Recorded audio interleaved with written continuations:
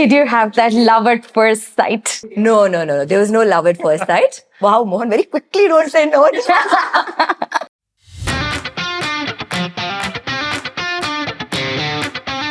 You can expect him to drop all these pearls of wisdom. I will add on to the conversation. Mohan has really good one-liners that he'd like to always say. Mohan. No pressure. What do you want to start with? I think if you draw a Venn diagram, we're halfway into each other's lives. Oh, that's nice. She's the manager, I'm the assistant to the manager. Welcome once again to another episode on Open Minds, Safe Spaces. We have special guests who are very close and near, dear ones, very good friends of mine as well. And we're going to be talking about a lot of love is in the air today. And we're going to ask ourselves some important questions. I would like to pose them as experts because we in our group also look out to them. They give us a lot of advice on, these little conflicts. You know what, sort things out, be resilient in your relationship and all the other gyan. So we're here to listen to them a little bit more about relationships and its habits on what does it take to keep it going and what does it take to resolve things quickly. So we have here Ms. Vidya and Mr. Mohan as well. And let me tell you, they're business entrepreneurs as well. They have their own wedding venues, Sumatura, and they also have Vivek Krishnan Photography. So they do their own part and share of work. And lovely to have you all here today. Very excited to talk to you all and learn more about you, learn from you. If we can give some Gyan advice to our viewers, that would also be very nice and great, right? So thank you for coming in today. Thank you. Thank you. You can expect him to drop all these pearls of wisdom. I will add on to the conversation. Mohan has really good one-liners that he'd like to always say. Mohan. No pressure. What do you want to start with? Okay. Setting the foundation that we want to know more about y'all. Can you just tell us quickly about how y'all met? Where did y'all meet? Tell us that long story. Always looking at me to start off. Take the lead. So we were in the same college together in UK. So this was back when I was 20, he was some 23. And we both were in Birmingham doing our masters. And we started off as just as friends. And then, of course, we liked each other and then dated. So it's been about, 11 years since our relationship.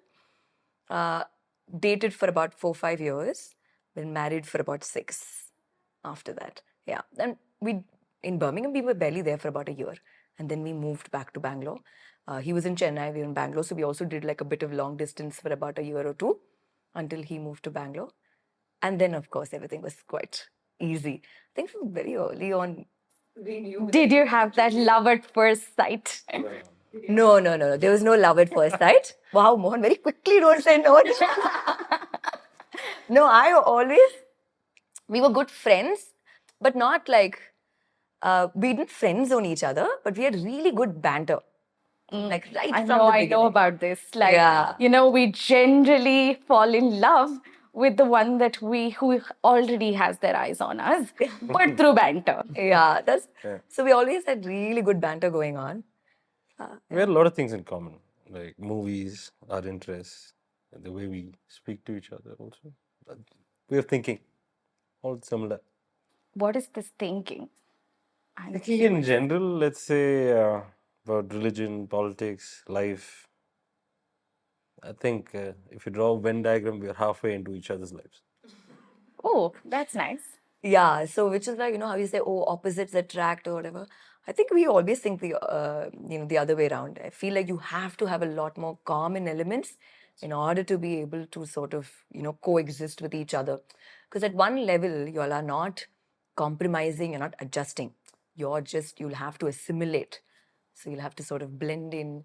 And that doesn't mean necessarily that I will end up liking what he likes or he ends up liking what I like. If it happens by chance, then so be it. Just so happens that from the beginning, we had a lot of similar, opinions, like he said, about various aspects of life, where we stand on multiple issues also were quite similar. So it was quite easy to get along with. Okay. I think there's a very important point that you put there. Opposites attract each other. Of course, you have the attention. It's nice, the banter, making fun of each other. All of that's nice. But what makes a committed relationship, I think, is the commonality, Yeah. right? And these can be the values that we share, the political views that we share, the music playlist that we share, or I would be watching a rom-com and my partner would be wanting to watch Avengers, right? So we need more common things that we want to look at while we want to keep the relationship stable and more committed. Is that what we're saying? Yeah. Yeah, because see, ultimately, this is some person, we know that we want to spend the rest of our lives with each other. And if you are going to spend the rest of your life with each other, we want to do it together.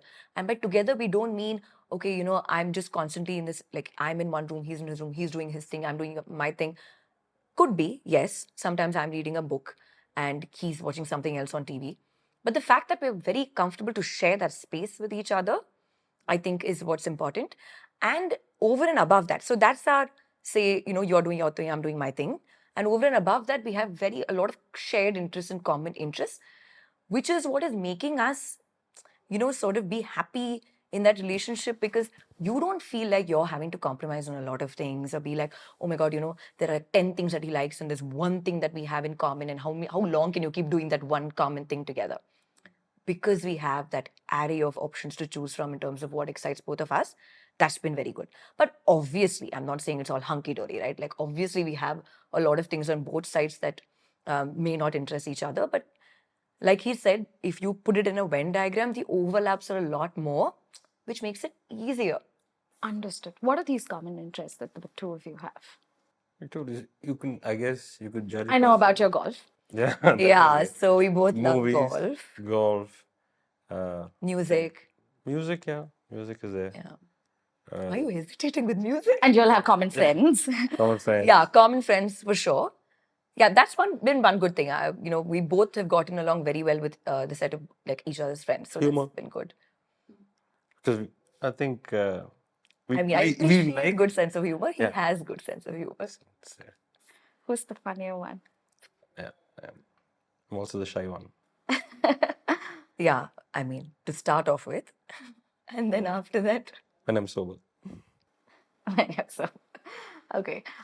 What are the other common things that on a daily routine, what does it look like for the two of you? so like the common things that we share throughout the day. Daily routine, getting the kids ready. 3 hours goes there, and We then do our crossword. crossword. So every day in the New morning, York Time puzzles and all of that. yeah. About half an hour we work on them. We go do each other's work. So to backtrack, it's so because we have kids, our schedule looks a little different. So we have like night duty and morning duty is how we've split it. So whoever does night duty is the one who has to get up in the middle of the night, like at 2 a.m. or 3 a.m. or something, when the baby cries, and feed and all of that. And then whoever does the morning duty is because the babies are up early, 5 a.m., 6 a.m., and that person has to get up early. Whoever that other person is, come, because he's mostly the morning duty person. He'll have like my cup of tea ready. So we sit down together and we have that tea. The kids will be doing their own thing, but we have that tea together. And then we do our crossword, like he said. So we have a whole bunch of things that we do. Like it's always like a crossword, a spell bee, some connections and all of that. So we finish all of that. And then, like, I read my paper and he goes and he does his exercises and all of that. So then we split up, and then we have to like take a child each and then, sort them out in terms of food, blah, blah, blah, everything until the nanny comes. And then same thing with our work day as well. One person stays at home, one person goes out. Unless we have some additional support in the form of, say, my parents or his parents that come in. Then we'll, go out One together. of us are always at home. Yeah. So it's again, work is also together for us. So yeah, that's what I mean. So because obviously we wanted to start something together and it sort of worked out very well. So, but we all have our roles with him. So he'll do what he has to do. I'll do what I have to do. Sometimes it's together, sometimes it's not. And then again, regroup in the evening, back with the kids, back home, do a movie night or just catch up on some series. And then we go to bed very early. We're like 8:30 p.m. 9.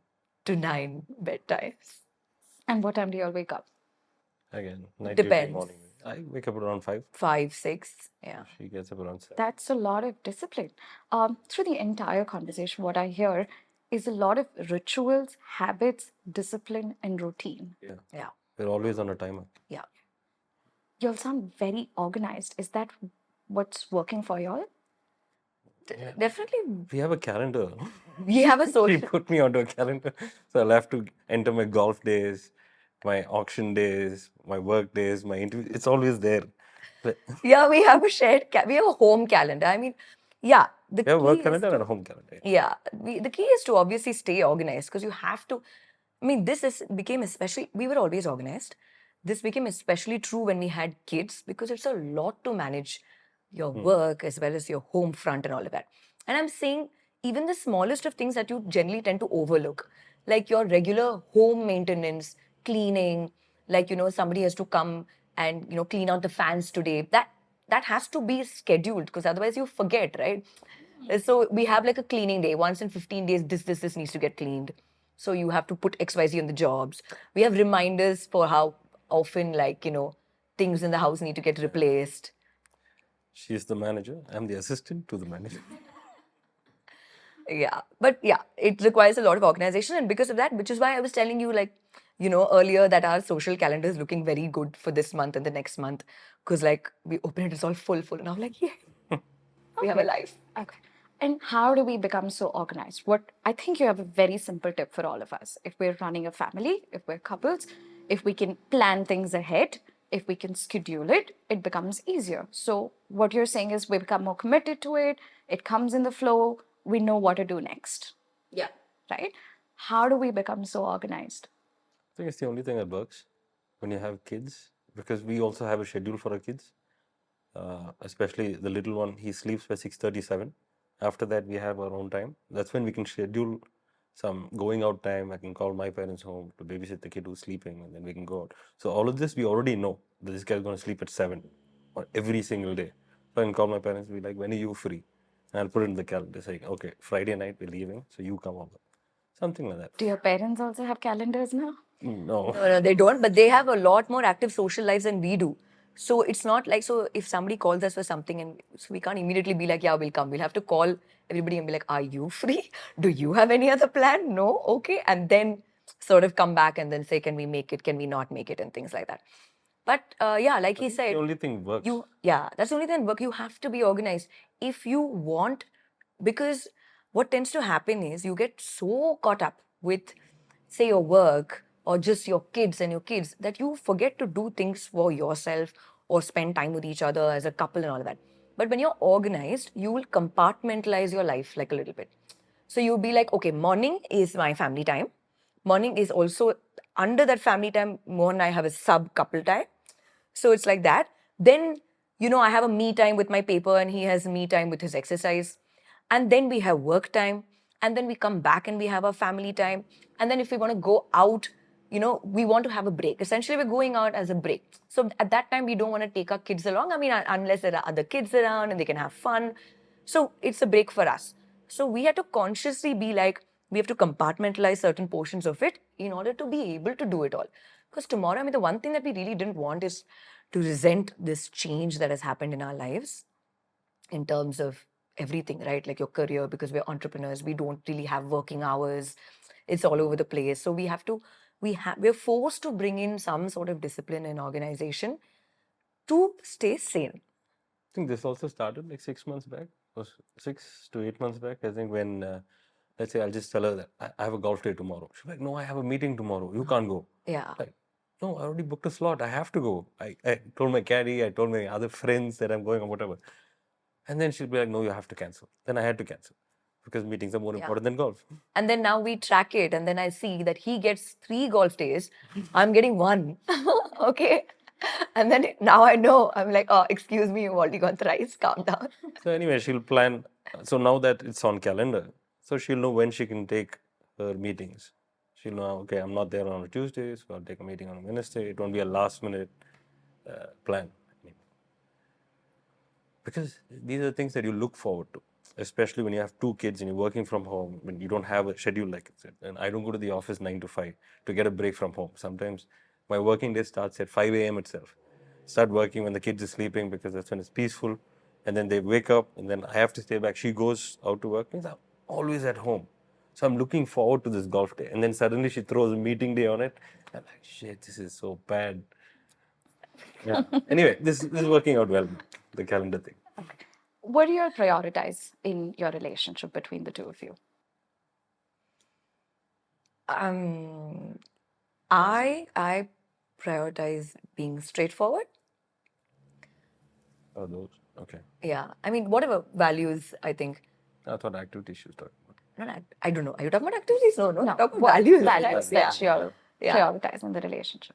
Just truthfulness and being straightforward. Because in general, what every time we have a conversation, the first thing I remember from the earliest, like when we started dating, also the only thing I would tell him is, whatever it is that you're feeling, please come out and tell me. Don't bottle it up. Don't brush it under the carpet. Because then you think you're letting it go. Okay, I'll let it slide. Like what's there? But then say I won't know what I'm doing is really affecting you. You'll keep taking it and taking it and taking it until one day it'll snowball into something else and you'll absolutely lose it. So my entire approach to it has been, you have an issue, you say it then and there. So that we settle it. I know that this is what I have done that pisses you off or this doesn't work for you. And then I know to not do it again or to be extremely careful if that happens involuntarily or anything of that sort. So for me, I would prefer that you are straightforward and you're, open about what it is that you're feeling at that point of time. So, open communication is something that's very important to you, right? And how did you tell him that he needs to communicate more openly? Did you say that it helps me? I want to know more about what you're feeling. What did you tell him? Yeah, that's exactly what I said. So, I mean, it is like a two-pronged thing, right? One, I said, see, it really helps me if you tell me then and there, because I can be on a corrective course of action from then on. I don't want to go backtrack and then feel bad about what I did and how you felt that day, because that's outside of my control. It's already happened. I would rather know and then prevent it from happening again. So that was the stance that I took. That was one. The second is also, I said, from your perspective as well, like from his perspective, like, isn't it better for you to come out and tell me so that you're not hurt by this anymore? Why do you have to keep dealing with something? You can draw boundaries. You can tell me this works, this doesn't work. You don't have to take it. Because this Mohan, as a personality, he comes from a very non-confrontational perspective. Okay, so he doesn't like confronting you with everything that he's upset about or it didn't work for him. He's more the, oh, I will handle it. It's just this. Maybe it's in my mind and all of that. So for that perspective also, I was like, why are you doing this to yourself? It's okay. It's okay to feel bad. It's okay to say that I feel bad. I'm not okay with this, and draw those boundaries. And what do you think about that perspective? Because you come from a space of, we'll figure it out. She's just my partner. Maybe I did something, or maybe she did something, and it's easier to put it under the carpet. But how do you find this perspective? It's actually good. It started to work out better now. I've been telling her how I feel almost immediately. Before I used to bottle it up, like she said. But for me, I think I have a higher tolerance in general. So I can take a lot of beatings. But when I punch back, it's quite forceful. Because it's all bottled up, so much anger or so much stress. But now I think her method is better. Now and then I'll just even send the message across as a joke. Okay. But it's loud and clear. It's loud and clear. You get his sarcasm Yeah. from it. Okay. So what you'll say is communicate openly about your thoughts, your feelings. Sometimes we can do it then and there, but sometimes we're not able to because maybe somebody else is around. Maybe you have something priority to immediately rush to. You have a meeting and I can't talk to you about it, right? So has there been a time where you've also scheduled some time to talk about your thoughts and feelings and about the relationship? No. It's mostly. Yeah, no, because in the way it works for both of us, also the way it works for him. If you're gonna put him in a spot and be like, speak, he hates it. He will not do it. Okay, he needs his own time to sort of be comfortable and then come. So, because throughout the day, at various points of time, we are interacting with each other, it comes out. So that then and there, in the sense that I didn't mean like immediately. Of course, it could mean like, that day or 2 days later. I just meant you don't have to wait for incident after incident to happen to then bring it up. Yeah. So we don't do, we don't have a dedicated time to speak about it. It's a little bit more open. When you're ready to talk about it, you can talk about it. But I also think we do speak a lot. We spend a lot of time together, right? So like every Friday night, Saturday night, if we don't go out, we're spending the same time with each other at home.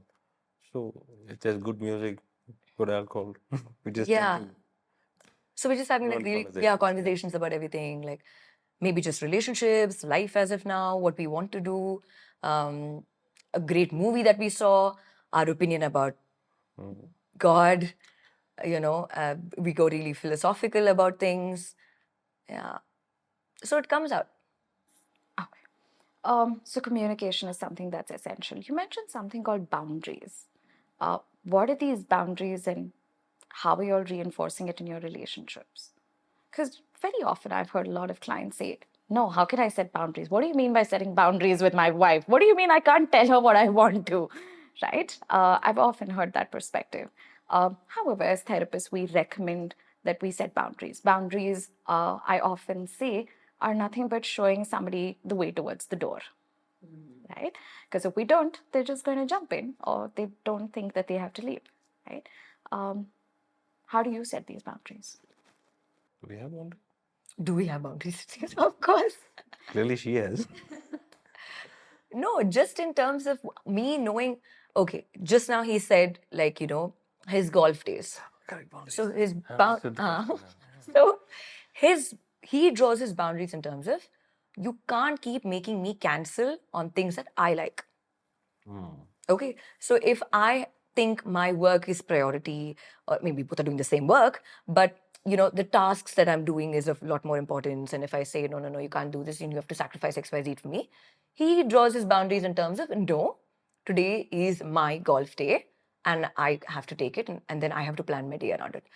Similarly, if I'm planning something, I'm going out, or if I'm like, listen, both of us have to go out, we're doing a holiday, and then I have to be like, this is a holiday that we have to take. Let's not give in to that entire, that cycle that you can't break. We're doing the same things again and again. So my way of drawing the boundaries also to enforce what it is that I'm leaning towards. So I'm like, we are taking that holiday. So I'll be a little bit more assertive in terms of. So you're very clear about what is negotiable, what's non-negotiable to you, and you communicate it with assertion, which means you also say that this is important to me and why it's important to me. So communicating that helps and not bottling them up, because like you said, it's going to come up someday or the other then. Yeah. Right? With boundaries comes the concept of respect, right? Respecting the fact that your golf days are important, right? What is respect and how do you all display that in your relationship? I'd say Example, doing I know things- some couples who don't like using certain kind of language, right? Each of us find respect differently. Somebody doesn't like you raising your voice and talking, but the other person just has a loud voice, right? So respect is again subjective, but what is respect to that in both of your relationship? doing things that are good for the house. For example, let's say she likes the bed to be made at a certain time. And I'd be like, I'll do it later. But then I respect it because it bothers her a lot. Then I'll do it for her. It is not for me. So it's a small win that she gets. It's okay. I'll pick my battles. I think that's a very important statement. We pick and choose our battles because we also want to do something that the other person likes. Yeah. Right? What do you? Yeah. Okay. That's what respect for you is. What is it that you may not be so comfortable doing, but she likes it, so you anyway do it for her? Example, the bed, but anything more. Nothing more. The interview. I knew it. Yes. Okay.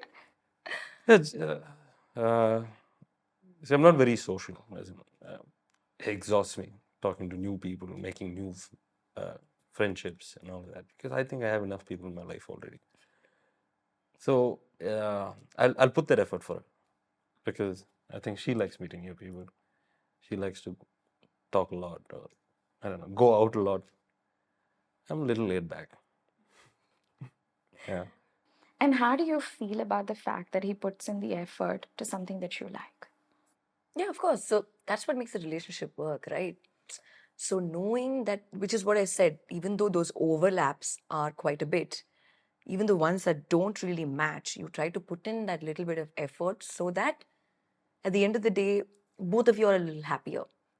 So like he said, the effort that he makes, and he says, okay, I'm not really a going out person, but I will come and I'll do it for you, makes me feel valued, makes me feel like someone's there who's willing to put in an effort and do what I want to do, which is obviously a nice thing. Yeah.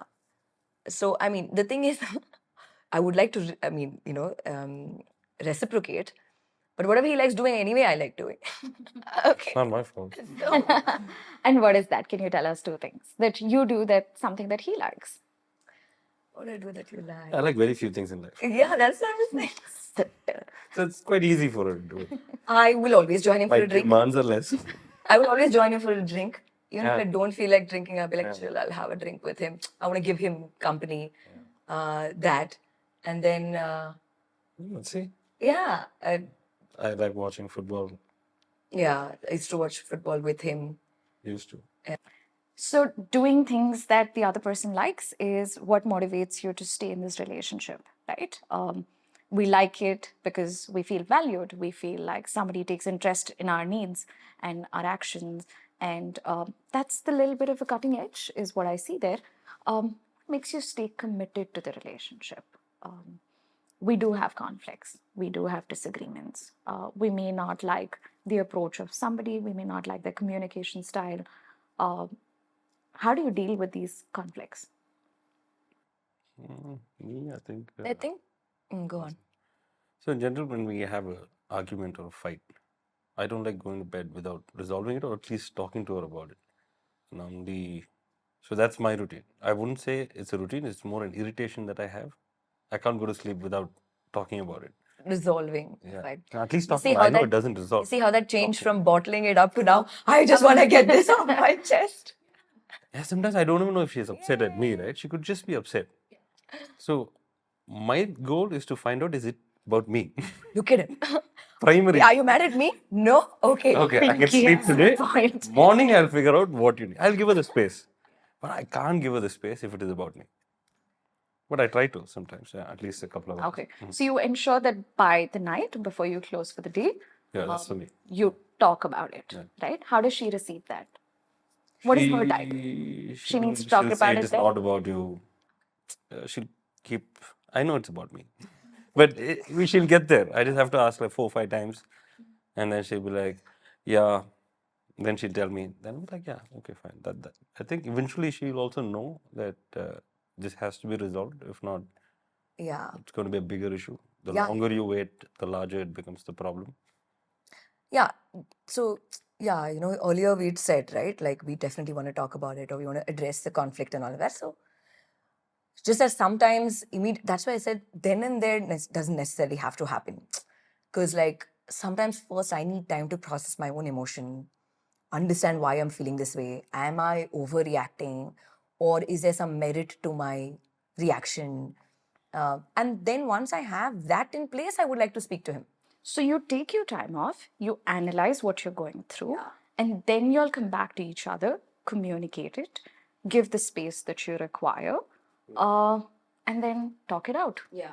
So even I if also don't want to say something. Sometimes, if you really say everything that you're thinking out loud, that could also be an issue because you don't mean it. He's also said that. So, at that heat of the moment, you don't know what you're saying. you just want to one up that Yeah, like how he says, so you really have to you'll have to figure out like why. So I think we were just having a chat about this on our way back as well. Every couple has some sort of conflict. You will fight, you will have disagreements, you will have some bad days, which is okay. What is important for you? Is your relationship important enough to sort of, resolve these conflicts? And if not resolve, come to a mutually agreeable sort of space and then move on from it. Mohan always says, you need to always think about everything as how important is this to you vis-a-vis the relationship. If your relationship is more important, then you will find a way to make it work and to have those hard conversations and resolve conflicts. But that commitment should be there. That's why we always say fighting is such a great thing. We always fight. I mean, ask anybody, because we're so much banter anyway. We're constantly bickering, we're constantly fighting.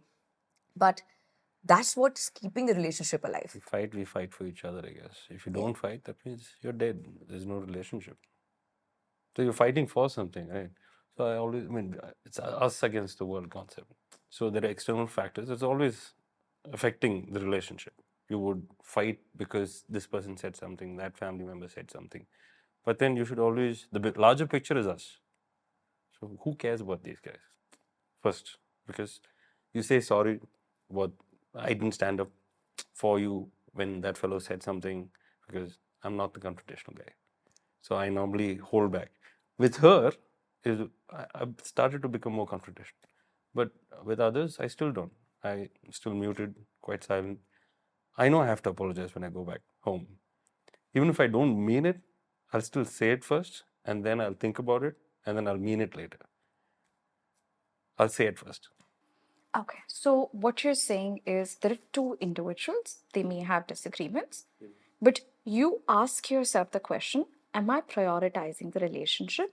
And how important or how much can I solve this conflict in terms of the relationship? Which means the relationship is bigger than us. But the minute we think we're bigger than the relationship, it doesn't really work out, right? Because it becomes about I rather than we. Yes. Yeah.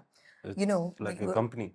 We all work for the company. When I'm bigger than the company, then it's all about me, right? It's not about the company. You know, you have to have that confidence in each other. You have to want to be with each other, and you have to want to be in it for whatever, you know, for eternity, for whatever. I know this is what I want. He knows this is what he wants. You know, we were just talking to our father-in-law who was just saying, he made a joke about, you know, how he's like, where will my wife leave and go? I know her. She's not leaving me, you know? And that's the same confidence I have to be like, where he'll leave me and go, what he'll do, and vice versa. But that doesn't make me sleep easy. I still have to sort it out. Yeah. I know she's not going anywhere. But I still can't. You're not taking the other person's emotions for granted. You're not saying it's okay that I had a bad day, so I will say what I want.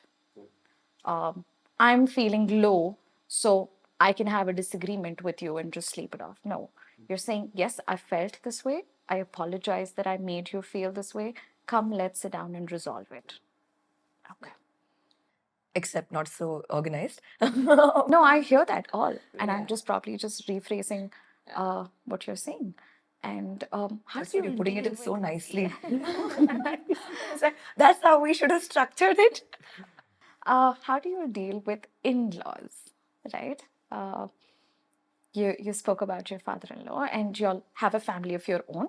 First, y'all were a couple, then y'all were dating, then y'all got married, and then you have your own children in your family, and now you have two other families to deal with. How does that work for y'all? I think we have a very healthy relationship that way because we have, again, very clear boundaries in terms of how we're going to approach when it comes to the in laws. So, are you saying that healthy relationships occur when we have respect and boundaries? They also have boundaries for us. So. Yes. It works both ways. I think also because we've been so open to each other's and also about it in terms of what we want and what they want. My parents are in Kerala, so they're anyway away. And even if they were to come to Bangalore, they would be living in their separate space, their house. His parents were in Chennai, moved to Bangalore, but they live again separately in another place. So they are also very clear that they don't want to come live with us. We are also very clear that we don't want to go live with them. I think maybe because of, you know, how they were in the past and how they've gone through joint family scenarios and everything, they're very clear about how they don't want to repeat these cycles again. In fact, I remember his mom had always said, even when we were dating, she said the one thing that we will not do is live together. Because she's come from a joint family and you've seen, you know, how it is and how relationships could potentially go south. I mean, it's normal when you're living under the same roof. Both of us can have 10,000 agreements. Now imagine having to live under some, like, with other people who you can't potentially be so confrontational with. You can't. And with her calendar, imagine I more people in the house. swear with my calendar, Mohan, I will remove you from that calendar and then you will see. So, yeah. So, Your Yeah, mother-in-law so- was very specific yeah. about not So, living under the same. similarly, so like he said, because they also had boundaries, and same thing with my parents also. Because we all said that we all have our own lives. Say again, nothing against people who manage to work and make it work with in-laws and everybody, and be under the same roof. Great. It's just that I think the way we are, we find it a lot better to have that little bit of space, and we found that this has made our relationship so much better. I love his family. I love hanging out with his parents, his sister. We're very close. He loves my family. And because of this, we have such healthy relationships over there. And I feel like, this could change if we're all in the same roof. Because you'll walk around You'd empty. rather be happy when they come home than sad. I mean, happy when they leave, right? So, what I've realized was you would rather stay away and be happy with each other. Give Meet that at your own time, distance. give that distance, rather than just to be together for being together's sake, and then And then every have small so thing, much yeah. Cold War underneath. Yeah. And Every our small thing freedom somebody is does also will be gone, talked. right? If I have to fight with her, I have to go to the room and whisper the fight. How can I do that? I want to be loud. I want to throw something on the floor, which I don't do. Okay. This way. We're not At listening to least that. that option, I'm just saying. Little bit, you want to express, but how? If you can't express in your own home, then it's a problem. I think that space matters. And how do you all handle with grandparents wanting their grandchildren with them all the time? How do you handle that? No, they don't want them all the time and all. Yeah. Like I said, they also have very active social lives, have to more than schedule it. ours. So again, we schedule it. Schedule is a word everybody will hear a lot in this conversation, okay? I just want to say that. So we schedule these times wherein we can go out and grandparents get. So every weekend, every Saturday, the grandparents get the kids. So they spend enough time with them and all of that. And then apart from that, whenever we have to go out somewhere, if we want to do a quick holiday, just go catch up with our friends, then they get done. Again, I think it really works because I think we've been lucky enough to be surrounded by a supportive system that is very adjusting, accommodative, and Understand. understanding of everything that we need. But it also takes something to maintain that, right? I hear that you all had parents who already had a certain thought pattern, right? But you also worked in accordance to that. You also chose to respect that. You chose to communicate about it. You were honest about what each other's needs are, right? So that really helps. Looking back, taking a little step back here, I often say that we probably can date anyone and everyone, but we may not be able to marry anyone and everyone, right? That's a little philosophy that I have. So, if we look back, what changed between your dating life and your marital life? Nothing much, I guess. For me, it's always been the same. I think more people got added on. That's it. So before, I think everything's same. Yeah. Nothing is different about it. See, I think the companionship that we had, the friendship, the banter, that has always been there. I mean, love is not one relationship, right? It's the feeling. It comes and goes. The companionship is what matters. So, What is companionship? who you want to take with you in the journey? It's not the destination, right? It's not the.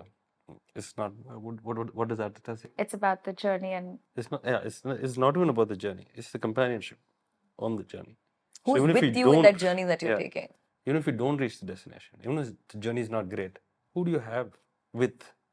Is what matters. and how do you know who you need to choose on this journey? Venn How did you all do that? The Venn diagram. Venn diagram.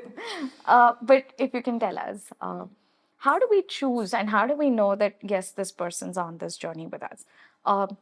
Because a lot of them say, I'm not sure. I don't know if this is going to work.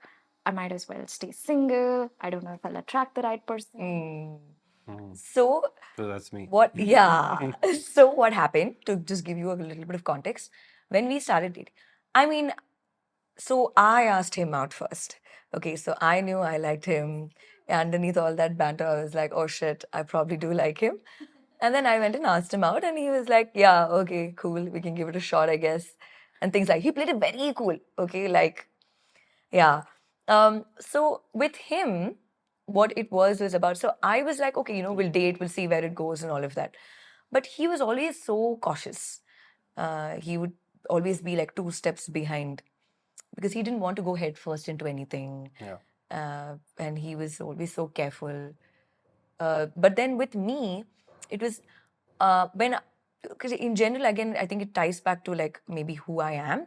And if I like someone and the more time I'm spending with someone, I have already assessed and I've been confident enough of the fact that this person is the one for me. Okay, tell me, how were you feeling confident that this is the person for me? One, he's a really nice guy. So at the core of it, okay, he's very honest. I love the way he treats other people. That's a very important quality for me. I don't want someone to be really snobbish. And I think he's just so humble, down to earth. Not like but he's still so like humble and down to earth, and he treats everyone with respect. Uh, Even now, he doesn't have any enemies, so to speak. No one hates him ever. You'll have people who maybe are indifferent. Oh, yeah, that chap is there. But no one hates him. I mean, how can you find people like that, right? So that's what I always like. So that as a quality really stood out for me.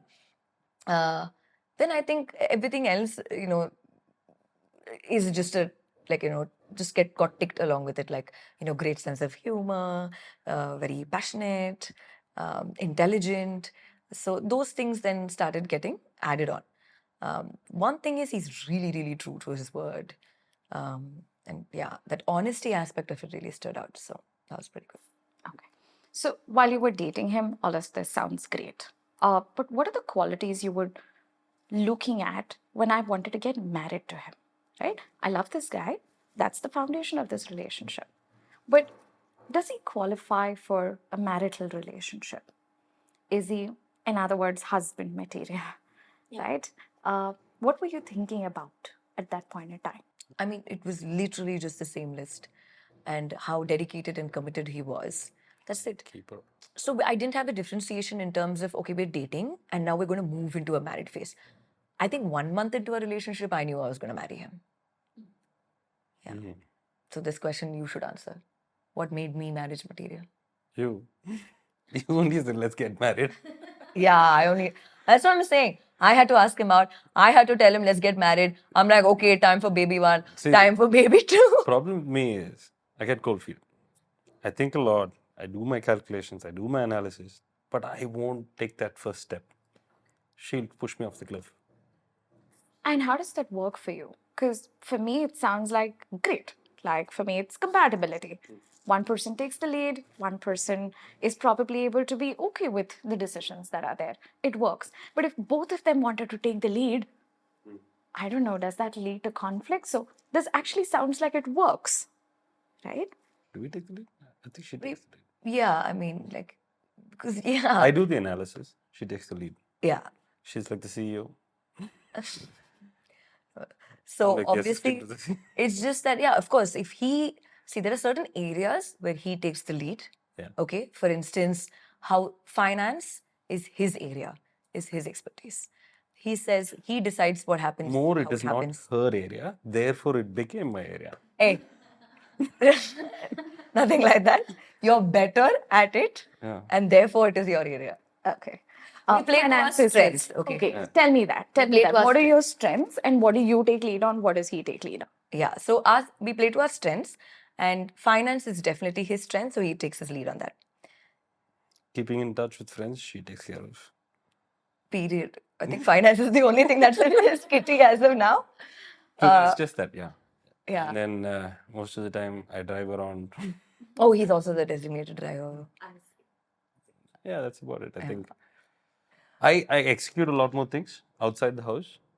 Like if I have All the paperwork is going to the bank, going to BBMB, going to Bestcom, all of that is my job. And then she'll just sit at home and order from Swiggy, Zara, H&M, Urban Company. I'm just saying, that also works, right? Cleaning the house, keeping the house neat, yeah. And then talking to the maids, the cooks. You'll have to come at this time, you'll have to keep this clean, keep that clean. Because I told you, my tolerance is much higher. I don't want the kitchen, I mean, I want it like that. There's no need. Also, I told him not confrontational. I won't go and tell them clean this, clean that. She does that for me. It works. So you'll have certain roles and responsibilities that you'll have divided into. You'll have schedules according to ensure that you'll maintain this. Do you all have review meetings? No. Not exactly review meetings, but we do have our finance review at the end of the month. But where we are Oh. before we pay the bills, Yeah, because we have to go through the statement we go through the statements together and we see what we spent, where we spent, where we can reduce, where we can Yeah, reduce. mostly where we can. Or reduce. yeah, mostly where we can reduce. It's Or always what we where can we do. can reduce. No, or when we have excess, where to put it next? Do we put it towards like an EMI? No, Or excess do I we already put know where towards to put it, stock? but there's no excess ever. Just saying. Yeah, but we have a financial review, not any other review. There's always a plan that we stick to. So there's never excess because I remove the excess first and we play with what we have. Remove the excess. That is Mohan's first thing. Okay. So a lot of our personality also comes in to play in a relationship, right? But as an expert in psychology, I also want to say that our attachment style also comes into play, right? When I refer to the word attachment, I'm talking about somebody can be anxious, somebody can be avoidant, somebody can be anxious avoidant, somebody can be ambivalent. Now, I'll simplify that for you, right? What is your attachment you would like to call it? You would like to call it secure, or would you like to call it a little bit more of an anxious attachment? What is it? I Can you give me an example?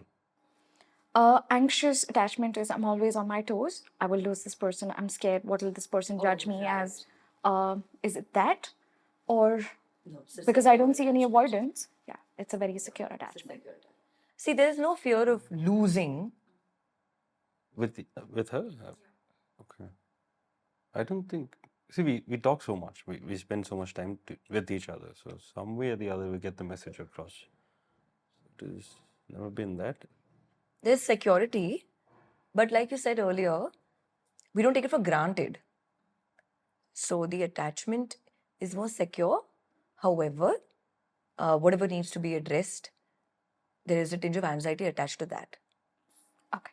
So, secure attachment, I'd like to say what I'm taking off from y'all is this communication, this understanding. You'll definitely commit to the relationship. You'll ensure that does my partner need time, space, communication? I commit through efforts, right? You'll are motivating each other also to get better. Motivating. He calls me his personal coach. There's I'm his life boundary. coach. Yeah. There's a boundary. There's a lot of entertainment in your relationship.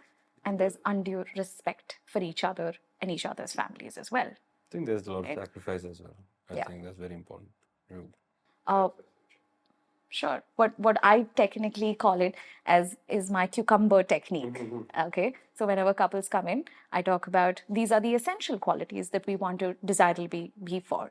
And that one is communication, understanding, commitment, uniqueness in the relationship where you're not constantly comparing each other with somebody else in mind. We don't do that. Motivating each other to be better people, better versions of ourselves, setting boundaries with our negotiables and non-negotiables. We don't have to do everything together all the time, but we give each other space to do our own things as well and do it differently and do it the way we like and what we're comfortable with. And there has to be entertainment, right? People usually get very stagnant when it comes to a relationship. They stop doing things. Now you're married. Oh, I don't have to impress you, right? I don't have to take you out. I don't have to do those things that we used to do. It could be that pani puri shop, which was our favorite, right? But if we stop doing things and spending time with each other, then the entertainment element stops, right? But the most important aspect of all of this is respect about each other's values, vision, career, family, friends, right? So if we look at that, we all sound like a very secure relationship, yeah? Moving forward a little bit from there, tell us about what advice would you like to give other couples? What works for you? What works for us? It's worked for you, so what would you like to tell us? Yeah, picking up from what you just said, you were just saying when you look at another couple, you don't have to copy them or do certain things that they're doing. What we normally do is when we follow this for the company as well, we always look internally. We never look at the outside. I mean, let's say there's another competitor across the road, and then we don't look at them and say, see what all they're doing. What we can do with our numbers is what we do. As long as we can keep ourselves happy within our place, that's more than enough. I mean, you can take inspiration from them, but you don't have to be them. So that's So building authenticity in the relationship is what is important to you all, right? Looking at what works for you, what doesn't work for you, what's important to you, what your core values and beliefs are. Yeah. And I think we've also moved on from certain things like we keep changing, right? Everything. You might have been very left in political inclination initially, and then you moved little bit. You move the towards needle a the right, little. Yeah. And then I think that our growth has been together. So Yeah. because we've been together since college, from that carefree, sort of immature-ish time to as we progress with our life and our careers and family and all of that, I think there's been a learning curve that both of us have gone through. Again, which has been similar. Things that he has learned that he has imparted, things that I have learned that I've imparted. And then like we've worked on it together, sort of a thing. So that way, like he rightly said, it's mostly about us just saying, okay, this is what works for us. It may not work for somebody else. With that organization thing. there's no Somebody right else- thing, right? Yeah. What works for you works for you. You don't have Yeah. to do it this way. Like somebody else might find it very difficult to be with me, like you were saying, in terms of being so organized. I would probably there's so much pressure types. For him, it worked in terms of, cool, I have an outline. I don't have to break my head about that outline anymore types. So he's like, I'll just follow it. So similarly, even when it comes to smaller things also, like I know I don't want to go to on BBMP office, or go to the bank and all of that. I have Mohan for that. And I'm like, Mohan. Yeah, being open to change. That's what I was trying to say before. Like, if I'm changing, her accepting the change in me. No, you were like this before. Why are you like this now? She's never asked me that. Yeah, I don't think you had that. Yeah. You've changed so much. It's Yeah, never been a table of conversation at all in our relationship. Maybe there has been a change. Like when you asked us what was the difference between when you're dating and when you're married, probably there's a lot of changes, but we just didn't realize it. It We just were happened so growing. gradually. Yeah. And I think, like you're saying, because we gave each other space, just sort of went Because on. the core values and beliefs are still the same. So adapting to the change is something that's very important. But my key takeaway is you'll work as a team. Us against the world. Yes, us against the world, and very complementary, right? We don't have to be the same to be together, right? We don't have to do the same things to be together, but I think it's also easy to blame the world than one of us. It's because then we're like this.